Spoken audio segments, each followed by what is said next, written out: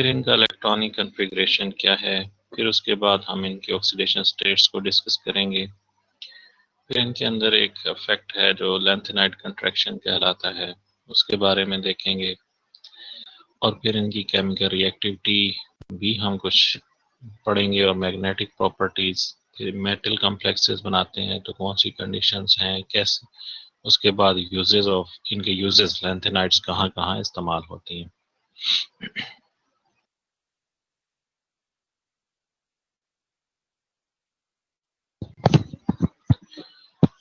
सबसे पहले लैंथेनाइड कहता है जी विक्टर जो गोल्डस्मिथ है, इसने 1925 में इस टर्म को इंट्रोड्यूस करवाया। ये बेसिकली जो लैंथेनाइड्स हैं ये 14 एलिमेंट्स हैं। 15 जो लिखा गया है ये इसमें लैंथेनम को इंक्लूड किया गया है। ये लैंथेनाइड से पहले जो कि प्रोडक्ट टेबल में जो डी ब्लॉक के अंदर लैंथेनम को लिखा जाता है, नीचे एफ ब्लॉक में हम जो है वो लैंथेनम से आगे स्टार्ट करते हैं। तो बेसिकली जो लैंथेनाइड्स हैं वो सीरियम से स्टार्ट होती हैं और ल्यूटीशियम पे ख़त्म होती हैं। ये 14 एलिमेंट्स हैं जो मेटल्स हैं, और इनका जो वैलेंस इलेक्ट्रॉन्स हैं या इनमें इलेक्ट्रॉन की जो फिलिंग होती है वो एफ जो सब शेल है उसमें हो रही होती है। तो एफ सब शेल में जो फिलिंग है एफ ब्लॉक के अंदर ही आते हैं। इसके अलावा एक और भी है एक्टिनाइड्स, इनके नीचे है बिल्कुल। तो ये लैंथेनाइड्स जो हैं बेसिकली ये 14 एलिमेंट्स हैं, लेकिन जब हम इसे लैंथेनॉइड कहते हैं तो ये 15 एलिमेंट्स हैं। यानी यहाँ पे ये थोड़ा सा ये मिस्टेक है इसमें। ये NOID है, NOID में हम लैंथेनम को भी इंक्लूड कर देते हैं, तब ये 15 एलिमेंट्स बन जाते हैं। अब इनको लैंथेनाइड्स, चूंकि ये लैंथेनम के बाद आने वाले हैं, इनका जो आप समझ लें कि एक फैमिली का एक नाम होता है, इस वजह से इनको लैंथेनम से रिलेट किया जाता है, क्योंकि ये लैंथेनम इनकी जो मेन पीरियोडिक टेबल में स्पेस है वो लैंथेनम के ही जगह पे है। यानी अगर हम इन्हें स्टार्ट करते हैं तो लैंथेनम से आगे गिनते हैं, तो लैंथेनम इनका पहला जो इनसे आने वाला प्रोटोटाइप आप समझ लें कि प्रॉपर्टीज मिलती जुलती होती हैं थोड़ी, तो इस वजह से इसे लैंथेनम जैसे कहा जाता है, तो इसलिए हम इनको लैंथेनाइड कहते हैं। ये एक स्पेलिंग आप देख रहे हैं लैंथेनाइड्स, NIDES। ये होते हैं 14 एलिमेंट्स, यानी सीरियम से स्टार्ट हुए ल्यूटीशियम पे खत्म हुए। और एक दूसरा जो टर्म होती है लैंथेनॉइड, NOID। लैंथेनॉइड्स में हम इनको 15 एलिमेंट्स कहते हैं। 15 में फिर लैंथेनम भी शामिल हो जाता है। अब हम इनको थोड़ा सा पढ़ लेते हैं, क्योंकि ये आप के लिए एक नई केमिस्ट्री होगी। बेसिकली आप आज तक जो आपने केमिस्ट्री पढ़ी है उसमें ज़्यादातर आप P ब्लॉक को पढ़ते हैं, S ब्लॉक को पढ़ते हैं, फिर आप जो है मैक्सिमम जो आपने अभी रीड की है वो D ब्लॉक है। लेकिन F ब्लॉक केमिस्ट्री जो है वो इसी लेवल पे ही आप लोग पढ़ते हैं, जो जैसे अभी आप सीख रहे हैं। ये आपका पहला है उसमें कि आप जो है वो लैंथेनाइड्स के बारे में डिटेल से पढ़ेंगे। सिर्फ नाम की हद तक तो आपने सुना हुआ होगा, लेकिन इनके एलिमेंट्स के नेम को आपने प्रोनाउंस कैसे करना है और इनके एटॉमिक नंबर कैसे आगे चल रहे हैं, ऑक्सीडेशन स्टेट्स क्या हैं, ये सारी चीज़ें आपके लिए शायद नहीं होंगी। ये पहला एलिमेंट है सीरियम, फिर प्रेजियोडीमियम, फिर नियोडीमियम, प्रेजियोडीमियम, ये PR से इंडिकेट किया जाता है, प्रेजियोडीमियम, नियोडीमियम, फिर प्रोमीथियम, फिर स्मेरियम, फिर यूरोपियम, गैडोलिनियम, फिर टर्बियम है, डिस्प्रोजियम, ओल्मियम, फिर अर्बियम है, फिर थ्यूलियम की जो सिंबल है वो TM होती है, पढ़ते हैं हम इसे थ्यूलियम है, सिंबल इसकी TM लिखते हैं। जो एटॉमिक सिंबल है। फिर आगे है अटरबियम, फिर ल्यूटिशियम। ये लैंथेनम के आगे ये 14 एलिमेंट्स हैं जो लैंथेनाइट कहलाते हैं। और अगर हम लैंथेनम को भी इंक्लूड करें तो हम इसे बोलते हैं लैंथेनॉइड्स। तो ये बेसिकली जो लैंथेनॉइड्स हैं वो सीरियम से स्टार्ट हो रही हैं। थोड़ा सा इनकी आपको प्रैक्टिस करनी पड़ेगी, थोड़ा सा इनसे फैमिलियर होना पड़ेगा, यानी आपको प्रोनाउंस करना इन्हें आना चाहिए। सिंबल का जो मतलब है आगे उसको आप बयान कर सकें उसे, यानी सिर्फ ईयू ना कहें, तो इसके आगे मतलब जो भी आ रहा है तो वो उसका नाम लें। यहाँ पे सीरियम, प्रेसिडियम, नियोडमियम। अच्छा, ये यहाँ पे यूरोपियम, ये इसकी गैडोलिनियम की जो सिंबल है ये थोड़ी सी गलत लिखी हुई है, ये जीडी है यहाँ पे ना, जीडी है, ये ईयू नहीं है। गैडोलिनियम जीडी है। मैं से आपको जो पीडीएफ भेजूंगा उसमें ये करेक्शन करके भेजूंगा। तो ये थोड़ा सा मिस्टेक इसमें लग रही है, गैडोलिनियम जीडी। ये एटॉमिक नंबर तो इसका ठीक है 64 है। अब इसमें देख लें कि यहाँ से 57, फिर 58 अप टू 71। अब इसमें एक एक जो प्रोटॉन है वो ऐड हो रहा है, यानी इनका एटॉमिक नंबर 1 बाय 1 इंक्रीज हो रहा है, और ऐसे ही इनमें इलेक्ट्रॉन भी ऐड हो रहे हैं। तो यहाँ पे आप देख सकते हैं कि कैसे आगे 57, 58 एक्चुअली हो क्या रहा है। यहाँ पे जो एफ सब शेल है 4f, ये 4 से स्टार्ट हो रहा है, 4f है, उसमें इलेक्ट्रॉन जो है वो ऐड अप हो रहे हैं। लैंथेनम में तो 4f 0 है, लेकिन सीरियम से 4f1, फिर प्रेसोडियम 4f2, नियोडमियम 4f3, प्रोमीथियम 4f4, फिर आगे इस तरह से एंड सो ऑन। आखिर में ल्यूटिशियम जो है ये 4f14, एफ जो सब शेल है इसकी कैपेसिटी है कि ये 14 इलेक्ट्रॉन को अकोमोडेट करता है। तो जब एफ सब शेल जो है उसके इलेक्ट्रॉन कंप्लीट हो जाते हैं तो ये लैंथेनाइड्स जो हैं ये भी खत्म हो जाती हैं, यानी यहाँ पे ये रुक जाती हैं आगे। ल्यूटिशियम आखिरी एलिमेंट है लैंथेनाइड्स का, और सीरियम जो है ये पहला एलिमेंट है लैंथेनाइड्स का।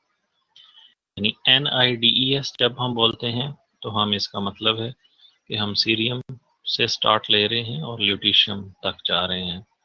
जब हम NOIDS कहते हैं तो इसका ये मतलब है कि हम लैंथेनम से स्टार्ट ले रहे हैं और ल्यूटिशियम तक जा रहे हैं। यानी हम 15 एलिमेंट जब बोलते हैं तो लैंथेनॉइड्स बोलते हैं, जब 14 एलिमेंट्स की बात करते हैं तो इन्हें लैंथेनाइड्स कहा जाता है। लेकिन बाज़ जगहों पे इसको इस तरह से अलग अलग एब्रीवेट नहीं किया गया है, ये कॉमन कहा जाता है, ये लैंथेनाइड्स, यानी 5-15 के 15 को लैंथेनाइड्स कहा जाता है।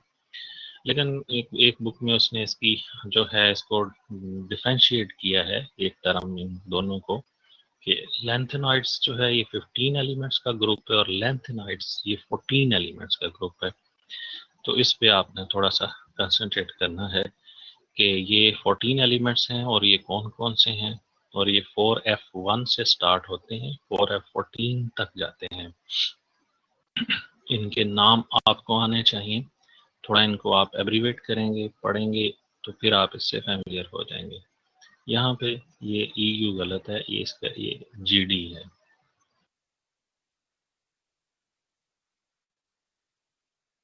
नेक्स्ट ये आप देख सकते हैं, अभी आप लोगों की तादाद तो वैसे 40 के करीब है, अराउंड अबाउट 40 प्लस है, लेकिन यहाँ पे कम लोग हैं जी, तकरीबन 19 है। यहाँ तो कुछ लोगों को लिंक नहीं मिल रहा या किसी का कोई मसला है नेट का। आप लोगों की तादाद बहुत कम है, यानी हाफ है आप लोग। चले, ये तो अब जो ऑनलाइन क्लासेस में ये छोटे मोटे प्रॉब्लम तो आते रहेंगे, बहरहाल इसमें जो आपकी हाज़िरी है उसको हम थोड़ा बहुत अकोमोडेट करेंगे इंशाल्लाह, क्योंकि बाज़ का कोई लाइट का इशू होता है, नेट का इशू होता है, मसाइल तो होते हैं। लेकिन ये चूँकि सेशन मेरे ख़्याल में रिकॉर्ड हो रहा है, तो आप इसे बाद में भी सुन सकते हैं। अच्छा, अब हम देखते हैं इसको पीरियडिक टेबल में। आप यहाँ पे अगर आप इसे नज़र मारें ना ज़रा थोड़ी सी, तो ये देखें यहाँ से लेंथेनाइड्स, ये एल ए यहाँ पे है, तो फिर ये यहाँ नीचे इसको रखा गया है, ये लेंथेनाइड्स, ये 15 एलिमेंट्स लिखे गए हैं। तो बेसिकली जो यहाँ से आप कलर चेंज देख रहे हैं ना, यहाँ पे कलर थोड़ा सा चेंज है, तो सीरियम से ये स्टार्ट हो रहे हैं और ल्यूटीशियम पे एंड हो रहे हैं। तो इनको पीरियडिक टेबल में मेन में नहीं रखा जाता क्योंकि इनकी जगह नहीं बनती। मतलब हम इसे यूं अगर लेंथ वाइज इंक्रीज करते जाएंगे तो ऊपर नीचे खाली है, क्योंकि इनकी जो प्रॉपर्टीज हैं ये सारी एक जैसी हैं। यानी आप सीरियम की प्रॉपर्टी ये टाइटेनियम से नहीं मिलती, तो ये सीरियम को हमें ये स्पेस छोड़नी पड़ेगी, जो कि ये पीरियडिक टेबल लेंथ ही हो जाएगा, तो इसलिए इसको नीचे लिखा जाता है, क्योंकि ये आपस में तो सारे एक जैसे हैं, लेकिन इनकी प्रॉपर्टीज यहाँ पे जो मौजूद डी ब्लॉक वाले एलिमेंट्स हैं उनसे नहीं मिलती, इसलिए इनको नीचे रखा जाता है ताकि इनको अलग से स्पेस दे और पीरियडिक टेबल भी एडजस्ट हो जाए, मिल जाए इनको स्पेस अलग से। अच्छा, इनको हम रेयर अर्थ एलिमेंट्स भी कहते हैं। एक्चुअली जो रेयर अर्थ एलिमेंट्स हैं ये शायद आपने इसके बारे में पढ़ा होगा, ये 17 होते हैं। इसमें ये लेंथेनाइड्स के, अगर हम लेंथेनाइड्स को बोलते हैं यानी NOID, तो 15 एलिमेंट्स लेंथेनाइड्स के हैं और 2 इसमें ट्रांजिशन एलिमेंट्स जो कि आउटर ट्रांजिशन है यानी डी ब्लॉक वाले, 2 वो भी शामिल है। वो कौन से हैं? एक स्कैंडियम है और एक यट्रियम। तो ये स्कैंडियम जो है ये इसी सीरीज में आता है, और यट्रियम जिसका स्कैंडियम का जो एटॉमिक सिंबल है SC से हम इसे इंडिकेट करते हैं, इसी लेंथेनाइड्स के ऊपर ही हम इसे लिखते हैं। ये देखें यहाँ से, ये है स्कैंडियम और ये यट्रियम, ये लेंथेनम और फिर ये सीरियम। अब जब हम, अच्छा अब ये इसमें थोड़ी सी मिस्टेक है, जैसे पिछले वाला आप पीरियडिक टेबल देख रहे थे वहां पे लेंथेनम को नीचे लिखा गया था, लेकिन एक्चुअली लेंथेनम की स्पेस यहीं पे है। यहाँ से जो सीरियम से स्टार्ट हो रहा है ये 14 एलिमेंट है, यानी 14 एलिमेंट। अब 14 ये वाले और 15वां ये, 16 और 17, ये सारे जो हैं ये रेयर अर्थ कहलाते हैं।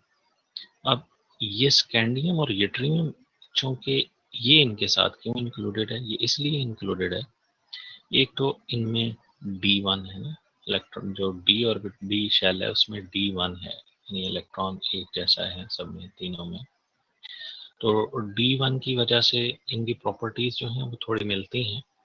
दूसरा, ये इनकी जो ओर्स होती हैं स्कैंडियम की और यट्रियम की, ये भी लेंथेनाइड्स की ओर के साथ मिलती हैं, इसलिए ये जो है रेयर अर्थ एलिमेंट्स, ये स्कैंडियम और यट्रियम ये भी रेयर अर्थ एलिमेंट्स कहलाते हैं। तो रेयर अर्थ की जो टोटल तादाद है वो 17 एलिमेंट्स हैं। अब आप समझ रहे होंगे शायद ये रेयर का मतलब होता है नायाब, तो अर्थ का मतलब ज़मीन में, तो ये ज़मीन में नायाब है इसलिए इनको रेयर अर्थ कहते हैं, लेकिन इसका इस तरह से एग्जैक्टली मतलब नहीं है। हम इनको रेयर अर्थ इसलिए कहते हैं कि आप इनको जो अबंडेंट अर्थ एलिमेंट्स होते हैं, जैसे जो आपके पास अल्कलाइन अर्थ मेटल्स हैं, वो आपको एक जगह से बहुत सारी मिकदार में मेटल्स मिल जाती हैं। जैसे आप कहीं दूसरे डी ब्लॉक में जाएं, जैसे आपको कहीं ओर्स मिल रही हैं, सोने की ओर मिल रही हैं, सोने की कान है, सोने की ओर्स हैं, या उसकी आयरन की ओर्स हैं, तो वो काफ़ी क्वांटिटी एक जगह से आपको मिल जाती है। ये जो लेंथेनाइड्स वाले हैं, लेंथेनाइड्स और ये रेयर अर्थ, ये इसमें 2 स्कैंडियम और यट्रियम भी शामिल है।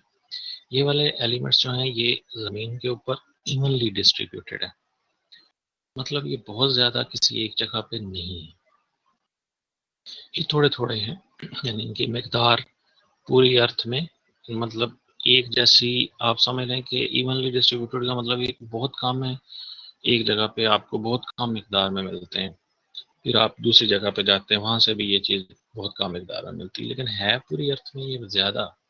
लेकिन सिर्फ फ़र्क ये है कि इनकी एक जगह पे जो डेंस आप समझ लेंगे इनकी जो कंसंट्रेशन एक जगह पे वो कम है, तो कम होने की वजह से आप इन्हें बहुत सारी जगहों से आपको निकालना पड़ता है, फिर आपको ये अच्छी खासी मिकदार में मिल जाते हैं, इसलिए इनको रेयर अर्थ कहा जाता है। इसमें जो लैंथेनाइड्स जिसकी बात कर रहे हैं हम, इसमें एक प्रोमीथियम है। ये अब हम कहते हैं अगर ये रेयर है तो रेयर का मतलब नायाब है, तो इसमें ये एक एलिमेंट है जो कि रेयर है, प्रोमीथियम। अब अगर हम सीरियम बात करते हैं जो कि लैंथेनाइड्स का पहला एलिमेंट है, ये बहुत ज़्यादा मिकदार में है। ये कहता है जी कि ये 25th मोस्ट कॉमन एलिमेंट है, यानी अगर हम ग्रेडिंग करें पहला दूसरा तीसरा तो 25 नंबर पे ये मोस्ट कॉमन एलिमेंट है। इसकी जो आप समझ लें कि मिकदार जो है ज़मीन में सीरियम की, वो आयरन से भी, कॉपर से भी ज़्यादा है, यानी कॉपर के जो और कॉपर्स की आपको कंसंट्रेशन मिल रही है ज़मीन में वो सीरियम से कम है, तो ये बहुत ज़्यादा है। लेकिन दूसरी तरफ हमारे पास एक प्रोमीथियम एक ऐसा एलिमेंट है, प्रोमीथियम ये थोड़ा रेडियो एक्टिव है।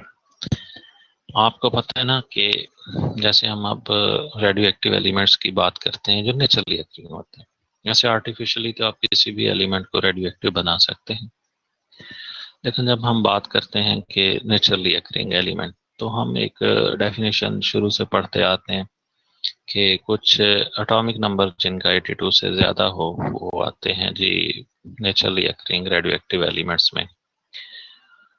मतलब वो जो आपको पता है ना कि जो रेडियो एक्टिव एलिमेंट्स होते हैं वो अपने वजूद को बरकरार नहीं रख पाते और वो कन्वर्ट हो जाते हैं दूसरे एलिमेंट्स में। कुछ उनमें से रेडिएशंस निकलती हैं अल्फा बीटा या गैमा टाइप की, तो जब रेडिएशंस निकलती हैं तो वो टूटते हैं, टूट के फिर दूसरे एलिमेंट्स में तब्दील हो जाते हैं। तो ये प्रोमीथियम इसलिए कम है क्योंकि ये रेडियो एक्टिव है, और है तो ये 82 से कम, मतलब अगर हम देखें तो ये 82 तो इसका एटॉमिक नंबर नहीं है, लेकिन इसमें ये बात है कि ये रेडियो एक्टिव अब क्यों है। इसके जो है ना 18 आइसोमर्स हैं, यानी इसके जो एटॉमिक मास है लेते हैं ना, एटॉमिक मास ये 133 से 142 तक हैं, और फिर 144, 148, 149, 152, 154, ये तकरीबन जो 18 हैं इनकी इसके रेडियो एक्टिव जो आइसोमर्स हैं ये बनते हैं। तो इसमें जो सबसे ज़्यादा स्टेबल है वो 148 वाला है। तो एक्चुअली इसके अंदर जो न्यूट्रॉन की तादाद है और उसकी प्रोटॉन के साथ जो रिलेशन होता है ना, जैसे हम कहें कि प्रोटॉन 4 हैं, किसी में न्यूट्रॉन भी 4 हैं, तो ये न्यूट्रॉन जो है उनकी फिर हम कहते हैं ये थोड़ा स्टेबिलिटी, अगर न्यूट्रॉन बढ़ रहे होते हैं तो अनस्टेबिलिटी जो है उसमें आ रही होती है किसी भी एलिमेंट में।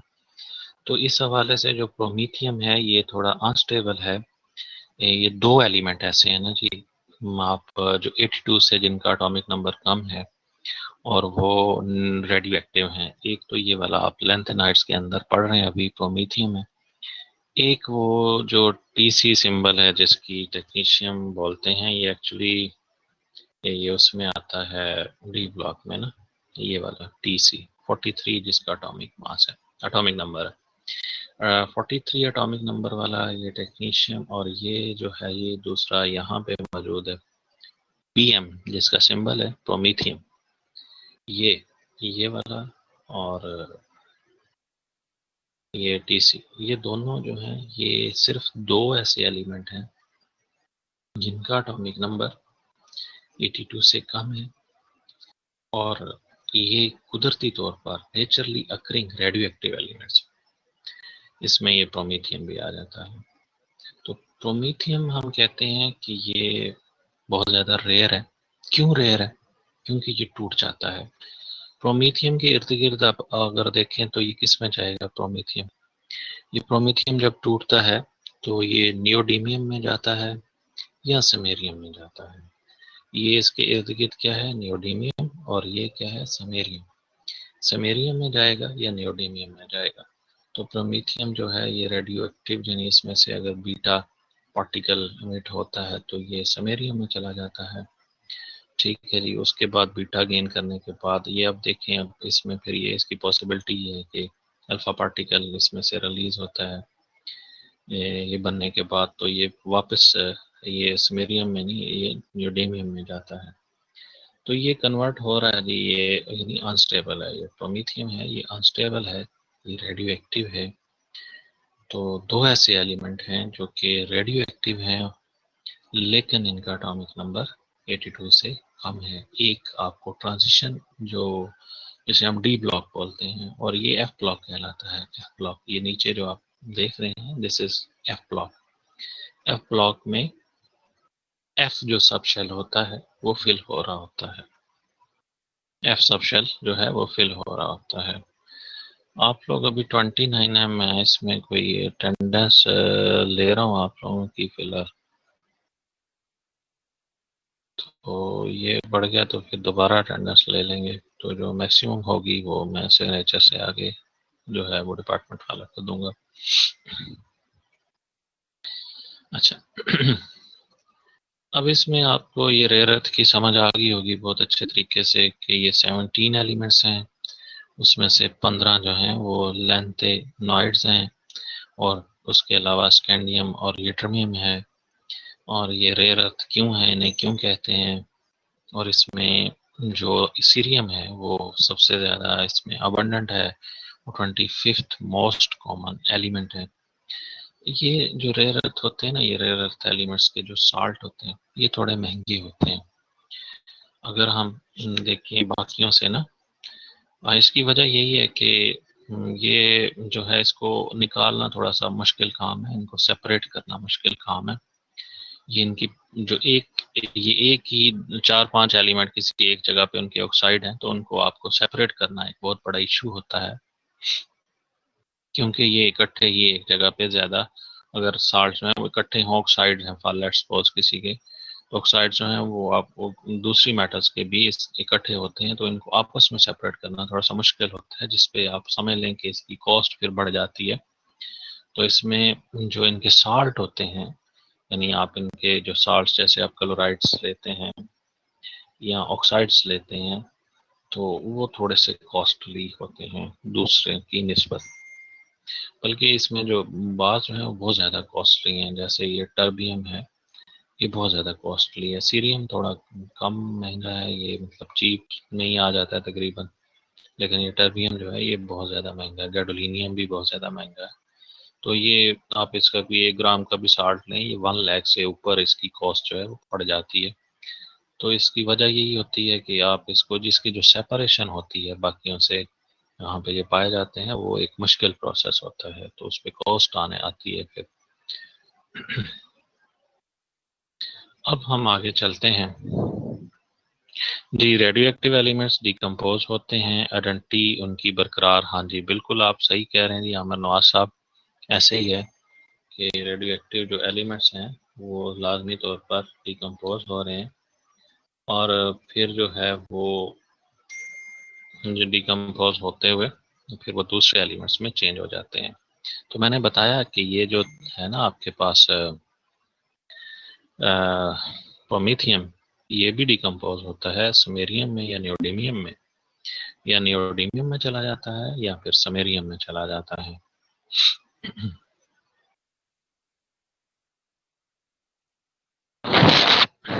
इसके बाद हम देखते हैं इसका ना इलेक्ट्रॉनिक कॉन्फ़िगरेशन, यानी ये कुछ जनरल ट्रेंड्स या प्रॉपर्टीज हैं जो हम लेंथेनाइड्स की पढ़ने जा रहे हैं। तो उसमें सबसे पहले जो है वो इलेक्ट्रॉनिक कॉन्फ़िगरेशन। इलेक्ट्रॉनिक कॉन्फ़िगरेशन हम इसका ज़ीनॉन से आगे स्टार्ट करते हैं, मतलब ज़ीनॉन जो है ये वो नोबल गैस है, तो इससे आगे हम चलते हैं। तो इसमें ये आप देख सकते हैं कि जब हम लेंथेनम की बात करते हैं जिसका एटॉमिक नंबर 57 है, तो हम ये देखें हम इसमें क्या लिख रहे हैं, 4f0 5d1 और 6s2। तो इसका क्या मतलब है कि जो लेंथेनम है इसके डी में एक इलेक्ट्रॉन है, और F में कोई इलेक्ट्रॉन नहीं है, यानी इसका जो 5D है वो सिंगली फील्ड है, और 4F जो सब शेल ये वैकेंट है। अब हम ये एक्सपेक्ट कर रहे हैं कि जो इलेक्ट्रॉन है वो 4F में आएगा, मतलब नेक्स्ट जो एलिमेंट है लैंथेनम के बाद जो सीरियम है उसमें ये 4F1 हो जाएगा, फिर इसी तरह से ये 4F2, 4F3 and so on 4F14 तक जाएगा। Here it is expected that the additional electron will enter in 4F orbital, यानी सीरियम टू ल्यूटीशियम, सीरियम से ल्यूटीशियम में जाते हुए कि 4F जो है वो उसमें इलेक्ट्रॉन फिल हो रहा है, और ये 14 एलिमेंट्स टोटल बनते हैं। तो 5D जो ऑर्बिटल है इसमें आप देख रहे हैं ना, एक इलेक्ट्रॉन है, तो इसका मतलब ये है कि 5D जो ऑर्बिटल है ये एक इलेक्ट्रॉन के साथ ऐसे ही रहता है, ऐसे हम कहते हैं कि ये सिंगली फील्ड है। ये हम एक्सपेक्ट कर रहे हैं ना, ये हमारी एक्सपेक्टेशन है। तो फिर इसका फिर हम इसका जो इलेक्ट्रॉनिक कन्फिग्रेशन जनरल थोड़ा सा लिख लेते हैं। It is not general like an हम इसमें मतलब हम 4 भी डाल रहे हैं, 5 भी डाल रहे हैं, 6 भी डाल रहे हैं, बहरहाल फिर भी हम इसमें एक चीज़ F के ऊपर लिखते हैं। तो F के ऊपर हम क्या लिख रहे हैं, F के ऊपर लिख रहे हैं 1 to 14। अच्छा, कुछ लोगों का एरर आ रहा है, मुझे व्हाट्सएप पे मैसेज आ रहे हैं कि हमारे साथ ये प्रॉब्लम है। अब इस एरर्स का यार आपको खुद इसका हल तलाश करना है, मेरे पास इसका कोई हल नहीं है। मैं जो आपके पास जो ऑनलाइन मेरी आवाज़ आ रही है, तो मुझे भी ये जो लिंक है ये दिया गया है कि ऐसे ही आपने जाना है, तो ऐसे आप क्लिक करेंगे तो आप यहाँ पे पहुँच जाएंगे। तो आप लोगों को भी ये बात स्टूडेंट के तौर पर पता होनी चाहिए। अगर किसी क्लास फेलो को नहीं पता तो अपने किसी दूसरे दोस्त से पूछ ले, हेल्प ले ले, सीआर से पूछ ले। सीआर वैसे है यहाँ पे सदाम इस वक्त?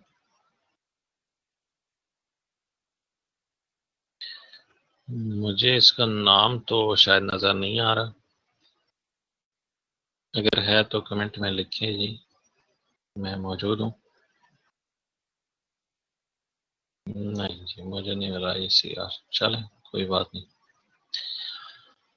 बहरहाल इसका जो हल है ये आप अपने दोस्तों से ही ढूंढ सकते हैं। अब मैं आपके व्हाट्सएप पे जवाब नहीं दे सकता जबकि मैं इधर क्लास ले रहा हूँ। देख लें कि 4F जो है वो 1 to 14 है।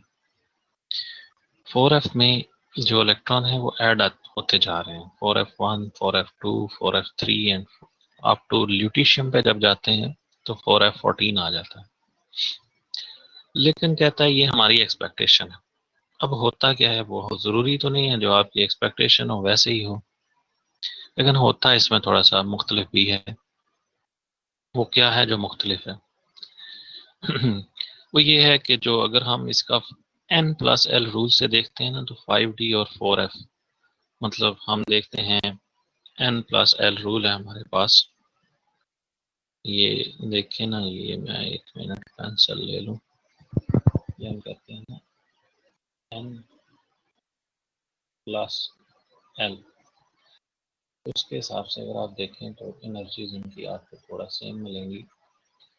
तो एन एल जो है ये अगर हम बात करते हैं 5D की, तो यहाँ पे आप 5 आ जाता है 5n में, और हाँ जो ये 5D है तो D के लिए जो L की वैल्यू है वो 0, 1, 2 होती है। ये आपके पास शायद 2 है D के लिए वैल्यू। तो 2L जो है वो S के लिए 0 होता है, B के लिए ये 1 होता है, D के लिए ये 2 होता है। तो आंसर क्या आ रहा है हमारे पास, n+l+7 है। और अगर हम 4F को देखते हैं तो वहाँ पे भी 4F और प्लस क्या है 3 है, यानी कि F के लिए जो L की वैल्यू होती है इसका भी आंसर सेम है। मतलब इसका जो एनर्जी है वो तकरीबन एक जैसी है। तो 4F है और 5D, ये दोनों 4F और 5D, इनकी एनर्जी में कोई ज़्यादा फ़र्क नहीं है। तो जब फ़र्क नहीं है तो फिर इलेक्ट्रॉन में आपस में शिफ्ट कर सकते हैं। तो शिफ्ट कैसे होंगे? वो ऐसे होंगे कि जो डी में आप समझ रहे हैं कि शायद एक है वो हमेशा रहेगा, ऐसा नहीं है। डी वाला इलेक्ट्रॉन जो एक है वो जंप करके एफ वाले शेल में चला जाता है, लेकिन सारे के सारे एलिमेंट्स में नहीं जाता। दो ऐसे हैं जहाँ नहीं भी जाता। अगर हम 14 एलिमेंट्स की बात करते हैं तो 14 में से दो ऐसे हैं जिसमें नहीं जा रहा, तो 12 ऐसे हैं जिसमें जा रहा है। अब उसकी भी कोई रीज़न होगी जिसमें नहीं जा रहा, तो जा रहा है इसका तो हम बता रहे हैं कि इसकी एनर्जी जो है दोनों की एक जैसी है। इस वजह से जो 5D का जो एक इलेक्ट्रॉन है वो जंप कर जाता है और एफ में चला जाता है, तो 5D को एम्प्टी छोड़ देता है। ये बात की गई है वो दो कौन से हैं, वो गैडोलिनियम है। ये 64 है जिसका एटॉमिक नंबर, और एक आखिरी है ल्यूटीशियम। गैडोलिनियम और ल्यूटीशियम में ऐसा नहीं होता कि जो 5D का एक इलेक्ट्रॉन है वो 4f में जंप नहीं करता, लेकिन बाकी सब में करता है। तो इसका फिर जो थोड़ा सा इलेक्ट्रॉनिक कन्फिग्रेशन है वो जो हमारी एक्सपेक्टेशन से उससे मुख्तलिफ है। अब इन दोनों में क्यों नहीं करता, इसकी वजह ये है, इसकी वजह ये होती है कि एक चीज़ आपको पता है कि जो कोई भी सबशेल है, कोई भी, चाहे वो एस है, पी है, डी है या एफ है, वो स्टेबल होता है एनर्जी के हिसाब से। कब? जब वो या तो एम्प्टी हो, या फिर वो हाफ फिल्ड हो, या फिर वो कंप्लीट फिल्ड हो। तो इन सूरत में वो स्टेबल है, यानी उसमें या तो ज़ीरो इलेक्ट्रॉन है, या फिर अगर हम एफ की बात कर रहे हैं तो एफ में अगर ज़ीरो इलेक्ट्रॉन तो वो स्टेबल है, यानी कोई इलेक्ट्रॉन नहीं है। अगर 7, उसकी जो टोटल कैपेसिटी है वो 14 की, तो हाफ कहाँ पे आता है? 7 पे। अगर 7 इलेक्ट्रॉन है फिर भी वो स्टेबल है, और इसी तरह से अगर वो 14 इलेक्ट्रॉन कंटेन करता है तब भी वो स्टेबल है। तो ये जो दो एलिमेंट्स हैं जिसमें ये डी इलेक्ट्रॉन, जो 5D का एक इलेक्ट्रॉन है वो जंप नहीं कर रहा है, इसमें वही वजह बन जाती है कि अगर डी से जंप करेगा गैडोलिनियम के केस में तो 4f8 हो जाएगा, यानी 4f7 जो है वो प्रेफर्ड है, वो स्टेबल है। 4f7 जो है हाफ फिल्ड है, स्टेबल है। उसकी स्टेबिलिटी पे जब कंप्रोमाइज हो रहा होता है तो फिर वो उस चेंज को एक्सेप्ट नहीं करता। इसका मतलब ये है कि जो 5D का इलेक्ट्रॉन है गैडोलिनियम के केस में वो 4f में ट्रांसफर नहीं होता, क्योंकि अगर हो तो फिर 4f8 हो जाता है। जो 4f8 है वो जो है वो अनस्टेबल है।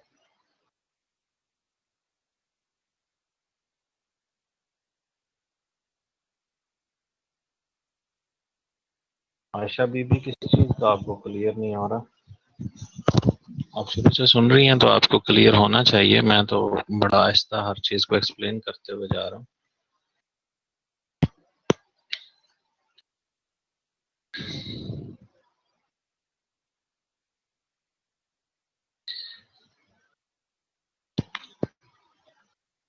अब 5D जो है, 5D का जो एक इलेक्ट्रॉन है वो जंप करेगा, 4f में चला जाएगा। 14 एलिमेंट्स की हम बात कर रहे हैं बेसिकली। यार आवाज़, अब मैंने हेडफोन लगाया हुआ है उसमें, अब जो उसका माउथ पीस है उसी पे बोल रहा हूँ, इसका जो ये माइक है, तो मैं इसमें और क्या कर सकता हूँ? आवाज़ मेरी मैक्सिमम है इसमें, कोई मैंने 9600 की मैक्सिमम के साथ चल रहा हूँ। ये आपको आवाज़ समझ तो आनी चाहिए वैसे। भाई ये कोई डिस्टॉर्शन हो रही है तो इसकी कोई वजह,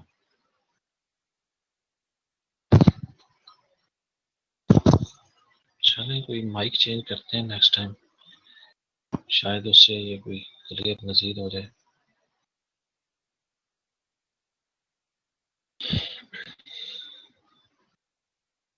अच्छा, अब ये है कि हम बात कर रहे थे कि गैडोलिनियम और ल्यूटीशियम, ये 14 में से सिर्फ ये दो ऐसे एलिमेंट्स हैं, 14 है ना टोटल इनकी। अब हम आज केमिस्ट्री पढ़ने जा रहे हैं, ये पढ़ रहे हैं, तो उसमें से ये गैडोलिनियम, ये ल्यूटीशियम है, ये दो ऐसे एलिमेंट्स हैं जहाँ पे जो 5D1 इलेक्ट्रॉन है ये शिफ्ट नहीं होता 4f में, बाकी जो 12 होते हैं उनमें शिफ्ट होता है। अब जो हम बात करें गैडोलीनियम, इसकी वजह ये है कि अगर ये शिफ्ट हो जाए ना गैडोलीनियम के केस में तो 4f8 हो जाता है। तो 4f हाफ फील्ड जो है वो स्टेबल है, इसकी स्टेबिलिटी पे जब कंप्रोमाइज होता है फिर ये 5d के इलेक्ट्रॉन को एक्सेप्ट नहीं करता। और ल्यूटीशियम में तो है ही नहीं जगह ना जी, उसमें क्यों नहीं है, क्योंकि 4f जो है वो ऑलरेडी 14 इलेक्ट्रॉन को कंटेन कर रहा है, तो 5d के 1 को वो अकोमोडेट नहीं कर सकता। यानी जब स्पेस ही नहीं है तो फिर वो अकोमोडेट नहीं कर सकता। तो स्पेस ना होने की वजह से ल्यूटीशियम में तो 5d1 ही रहेगा। और गैडोलीनियम वाले केस में आप ये देख लें कि 4f7 स्टेबल है, इसलिए ये ऐसे ही रहेगा।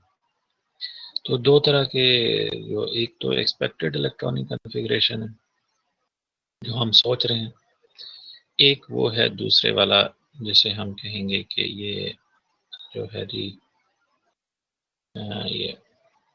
ये जो है एक्सपेक्टेड के अलावा जो एक्चुअल है, यानी ऑब्जर्व्ड इलेक्ट्रॉनिक कन्फिग्रेशन। अब आप यहाँ से थोड़ा सा देख लें इसे ज़रा,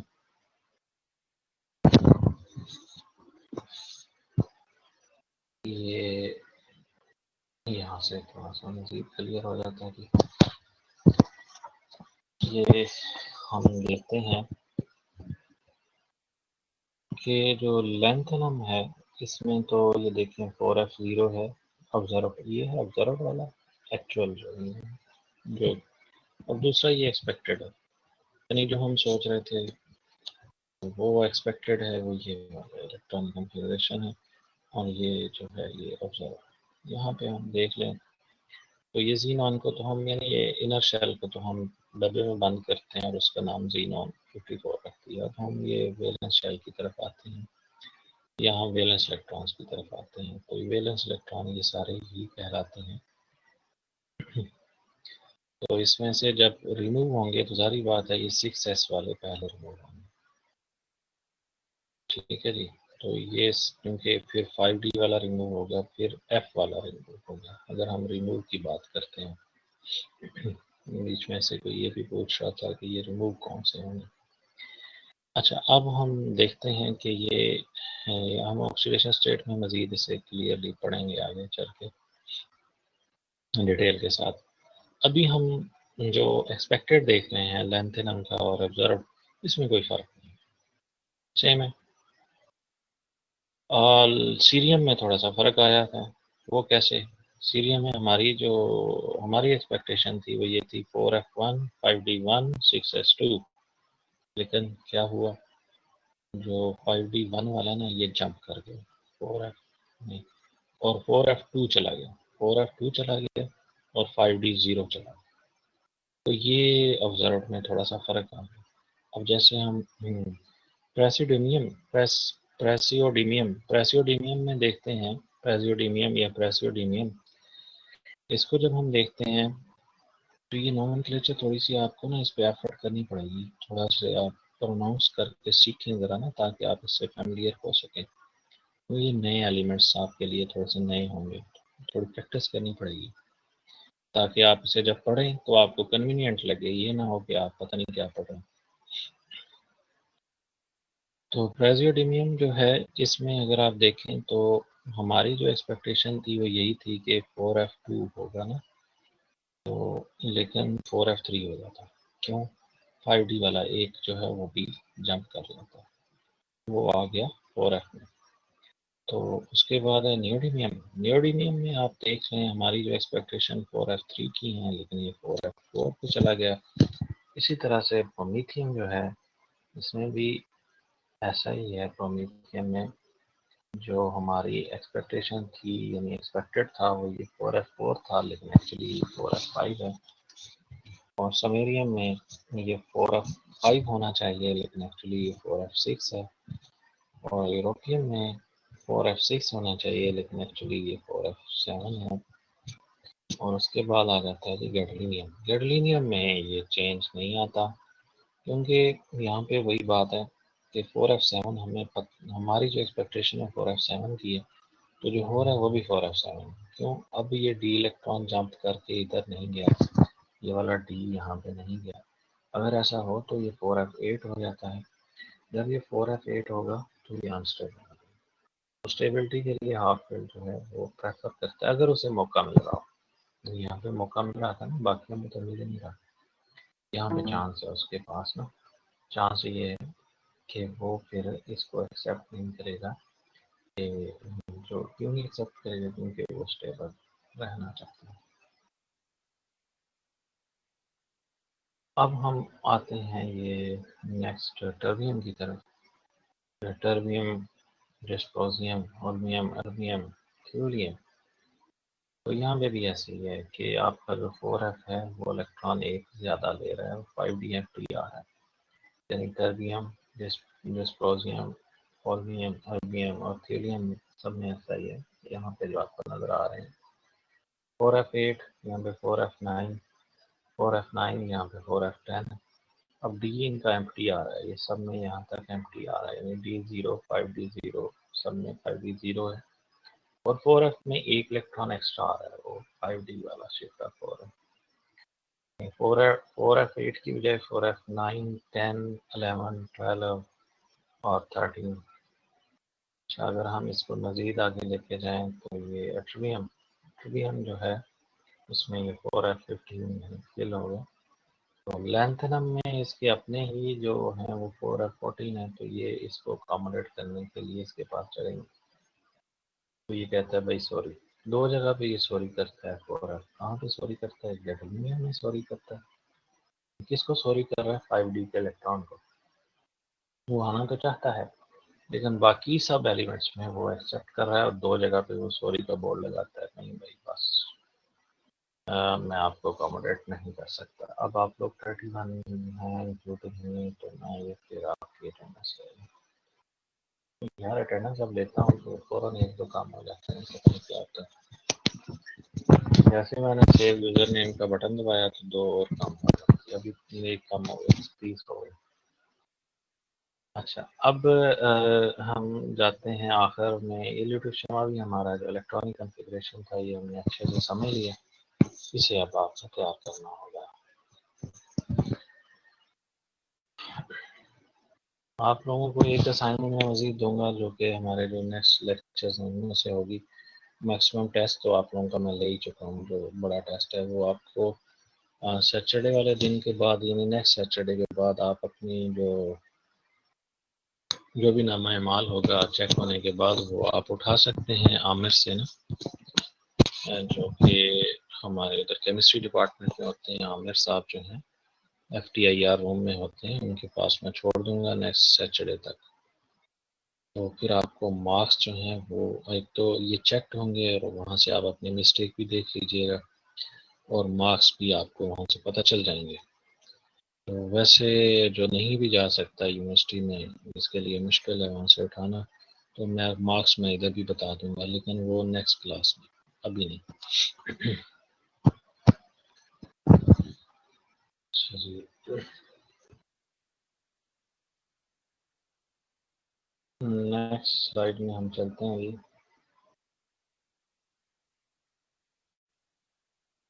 यहाँ पे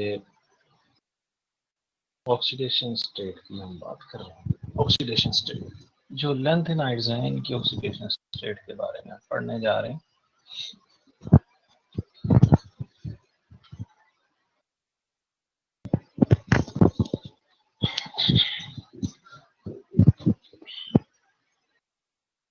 थोड़ा वेट करें।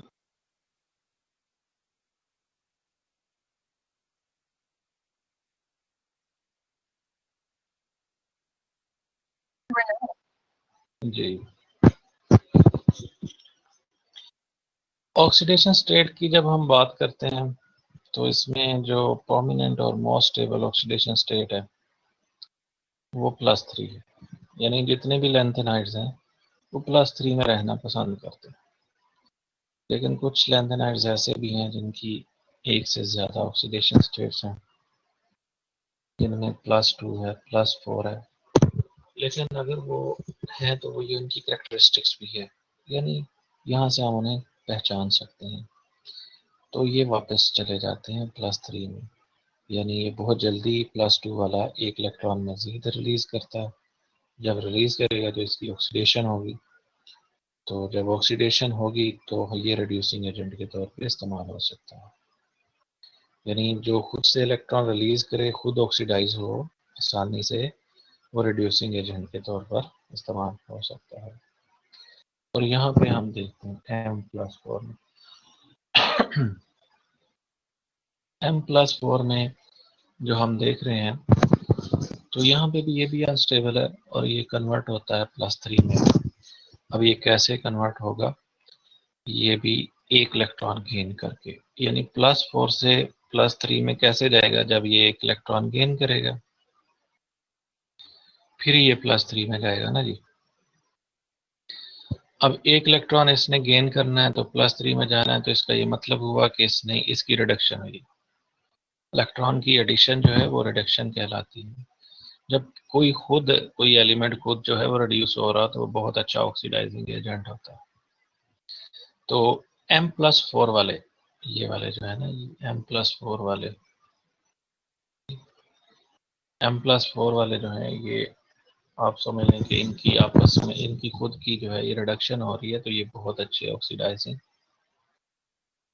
ये इनकी अपनी रिडक्शन हो रही है। ये इलेक्ट्रॉन गेन कर रहे हैं, +4 से +3 में जाने के लिए ये इलेक्ट्रॉन गेन कर रहे हैं, तो ये ऑक्सीडाइजिंग एजेंट, तो इनकी ऑक्सीडेशन हो रही है, तो ये रिड्यूसिंग एजेंट हैं ये सारे। ये रिड्यूसिंग एजेंट हम इन्हें कहते हैं। और ये वाले जो हैं, ये ऑक्सीडाइजिंग एजेंट है, क्योंकि ये +3 में बड़ी आसानी से जाएंगे। अब यही बात उसने बताई कि Sm+2 जो है, समेरियम जो है, ये +2 में ये रिड्यूसिंग एजेंट है, Ce+4 ये ऑक्सीडाइजिंग एजेंट है, क्योंकि ये कन्वर्ट हो रहे हैं +3 में। अब हम इनको ये थोड़ा सा नीचे एक दो रिएक्शंस भी लिखे गए हैं। समेरियम देखें, यहाँ पे हाइड्रोजन की ऑक्सीडेशन स्टेट है वो +1 है, समेरियम की +2 है, ये +3 हो जाता है। मतलब इसने एक इलेक्ट्रॉन जो है वो रिलीज कर, यहाँ पे हाइड्रोजन की ऑक्सीडेशन स्टेट 0 है, तो क्या हुआ कि हाइड्रोजन की रिडक्शन होगी, उसने एक इलेक्ट्रॉन गेन कर लिया, 0 में चला गया। जब 0 में इसकी रिडक्शन हुई, तो यहाँ पे आप देख सकते हैं कि ये रिड्यूसिंग एजेंट के तौर पे काम कर रहा है। कौन? समेरियम। फिर हम सीरियम को देखते हैं। सीरियम की ऑक्सीडेशन स्टेट है जी +4, और ये जा रहा है +3 में। तो +3 में कैसे जाएगा, जब ये एक इलेक्ट्रॉन रिलीज करेगा, सॉरी गेन करेगा, यहाँ पे ये इलेक्ट्रॉन एक गेन करेगा। तो Fe2+2 जो है, ये अपना एक इलेक्ट्रॉन रिलीज कर रही है और सीरियम गेन कर रही है। तो यहाँ पे हम देख रहे हैं कि जो सीरियम है, ये ऑक्सीडाइजिंग एजेंट के तौर पर इस्तेमाल हो रहा है। तो एक टेबल अभी आने वाला है, उसमें आपको ये थोड़ा सा ऑक्सीडेशन स्टेट के बारे में मजीद क्लियर हो जाएगा। आप देख लें, लैंथेनम की +3 ही है, ये मजीद इलेक्ट्रॉन रिलीज ही नहीं कर सकता, यानी +3 है, इसके पास इलेक्ट्रॉन रिलीज करने वाले हैं। ये लैंथेनम का इलेक्ट्रॉनिक कन्फिग्रेशन जब हम देखते हैं, सीरियम की पॉसिबिलिटी है +3+4, प्रोमीथियम की +3+4, नियोडिमियम की +2+3+4। अब कुछ में ये लिमिटेड है, कुछ में ये पॉसिबिलिटी ज़्यादा है, यानी इनकी ऑक्सीडेशन स्टेट ज़्यादा है। तो यहाँ पे हमने इसको थोड़ा सा ना डिफाइन किया है, ये ऐसा क्यों है। कहता है ये जब हम लैंथेनम +3 है तो ये स्टेबल हो जाता है और +4 में नहीं जा सकता, जीनॉन जैसा हो जाता है। फिर हम बात करते हैं गैडोलीनियम, ल्यूटीशियम जो है, ये +3 में ही रहते हैं, क्योंकि ऐसा करने से उनके जो सब शेल हैं वो हाफ फिल्ड हो जाते हैं, और जब हाफ फील्ड है तो वो उसमें से इलेक्ट्रॉन को निकालना थोड़ा मुश्किल होता है। अगर कंप्लीट फील्ड हो ल्यूटीशियम के केस में, तो भी इलेक्ट्रॉन को निकालना मुश्किल है।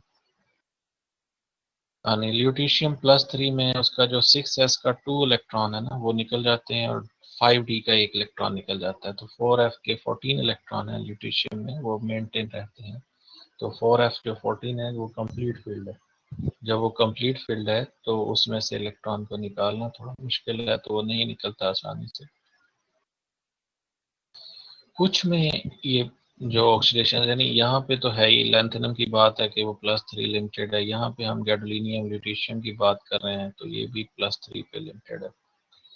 फिर है जी कुछ एलिमेंट्स ऐसे हैं जिनकी +2 +4 होती है, क्योंकि ऐसा करने से और वो उनके पास ये अपॉर्चुनिटी है, वो ऐसा कर सकते हैं, यानी उनकी हाफ फिल्ड स्टेटस को फर्क नहीं पड़ता।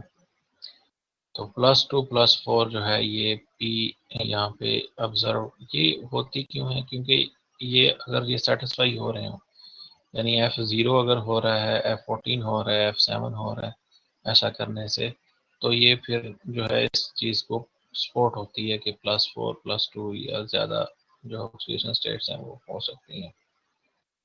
यानी यहाँ पे सीरियम +4 जो यूरोपियम है ये +2 और ये 4F7 के साथ जो है ये खुश है, और टर्बियम जो है ये +4 4F7 देती है, और टर्बियम 4F14 देती है, तो ये इस तरह से +2 जो है ये 4F14 देती है, तो इस तरह से ये सारे सेटिस्फाई हो जाते हैं ऑक्सीडेशन स्टेट्स के हवाले से।